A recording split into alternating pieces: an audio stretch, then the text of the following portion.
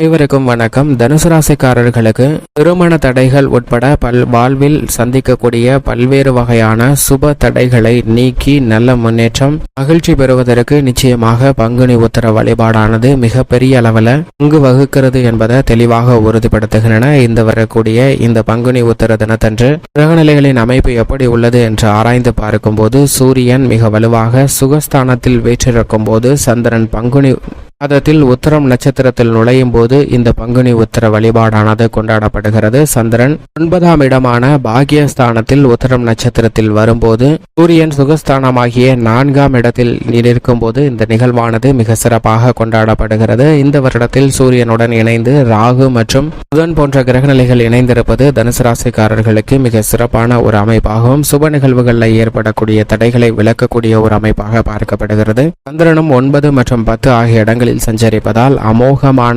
முன்னேற்றத்தை ஏற்படுத்தி கொடுக்க போகிறாருங்க. கேது 10ஆம் இடம் ஆகிய கர்மஸ்தானத்தில் சஞ்சரிப்பதால் பல தடைகள் நிச்சயமாக விலகும். ராசியின் அதிபதியாக இருக்கக்கூடிய குரு முழு சுபகிரகமாக இருக்கிறார். அவர் பஞ்சமஸ்தானத்தில் பூர்வ புண்ணியஸ்தானத்தை வலுப்படுத்துவதால் குடும்ப ரீதியாக ஏற்படக்கூடிய பல தடைகளும் விலகுவதற்கான யோகம் நிறைந்து கிடைக்க போகிறது. சனி ஆட்சி பலம் பெற்று 3ஆம் இடம் ஆகிய தைரியஸ்தானத்தில் வலுவாக அமர்ந்திருக்கிறார். அவருடன் செவ்வாய் மற்றும் சுக்கிரன் போன்ற கிரகநிலைகள் இணைந்திருப்பதால் சுக்கிர மங்கள யோகமும் மிகவும் அபரிவிதமாக கிடைக்கிறது. எனவே தனுசு ராசிக்காரர்களுக்கு பல மடங்கு நன்மையும் முன்னேற்றத்தையும் யோகத்தையும் பெற்றுத்தரக்கூடிய வகையில் இந்த பங்குனி உத்தர வழிபாடானது மிக சிறப்பாக அமையக்கூடிய யோகம் உண்டு.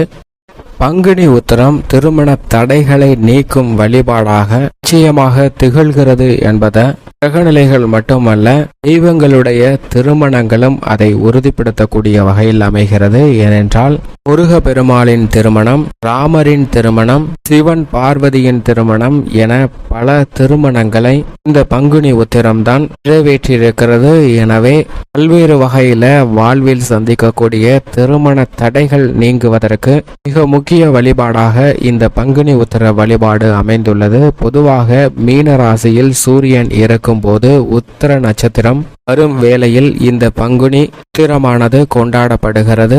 இந்த பங்குனி உத்திரத்தில் பல்வேறு வகையான திருமண வைபோகங்கள் நடந்திருக்கின்றன. ராமாயணத்தில் ராமர் திருமணம் நடந்தபோது அவருடன் சேர்த்து பரதன், சத்ருகனன், லக்ஷ்மணன் ஆகியோரின் திருமணமும் முடிந்தது இந்த நன்னாளில்தான் என்று சொல்லப்படுகிறது. அயோத்தியில் அந்த விஸ்வாமித்திரர் தசரத மகாராஜாவிடம் வனத்தில் முனிவர்களை தியானம் செய்ய விடாமல், யாகம் செய்ய விடாமல் தீய சக்திகள் தடுத்து வருகின்றன, அவற்றை அழிப்பதற்காக தன்னுடன் ராமன் மற்றும் லக்ஷ்மணனை அனுப்பி வைக்க வேண்டும் என்று கேட்கிறார். தசரதனின் ஒப்புதல் வழங்கப்படுகிறது. இதை ஏற்று ராமர், லக்ஷ்மணர் இருவரும் சென்று அங்கு யாகத்திற்கு இடையூறாக இருந்த பாடகை என்ற அரக்கியை அழித்தனர். பின்பு அங்கிருந்து புறப்பட்டு செல்லும் வழியில் அகலியின் சாபம் நீக்கினார் ராமர். பின்னர் அவர் ஜனகர் ஆட்சி செய்து வந்த மிதிலாபுரி நோக்கி சென்றார். நிலத்தை உழுதபோது பூமியில் புதைந்திருந்த பெட்டிக்குள்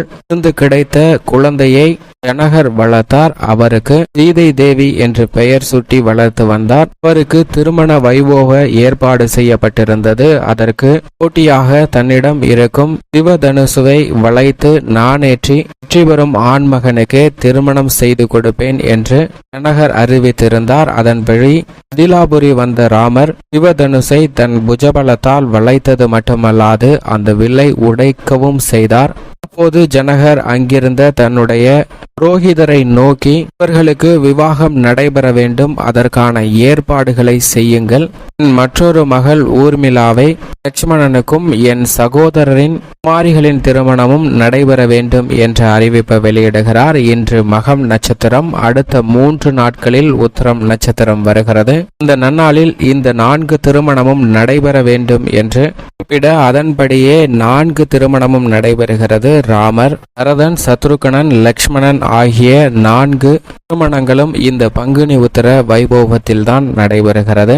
ராமருக்கு திருமண பாக்கியம் கிடைக்கும் போது அவருடன் சேர்ந்து மற்றவர்களுக்கும் கிடைப்பது கூடுதல் சிறப்பாக பார்க்கப்படுகிறது. இதே போன்றுதான் சிவன் பார்வதி திருமணமும் இந்த பங்குனி உத்திர திருநாளில் நடைபெறுகிறது.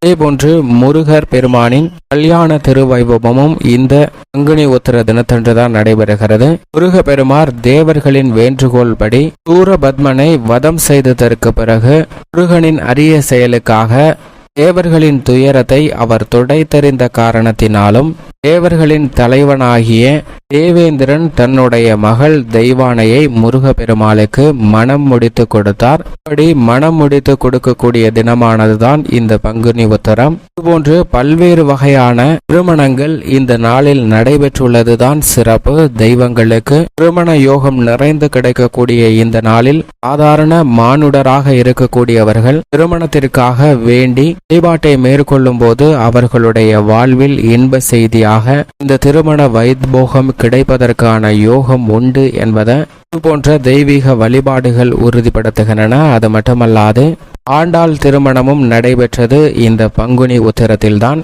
மேலும் கூடுதல் சிறப்பாக பார்க்கப்படுவது ஐயப்பன் அவதரித்ததும் இந்த நன்னாளில்தான்.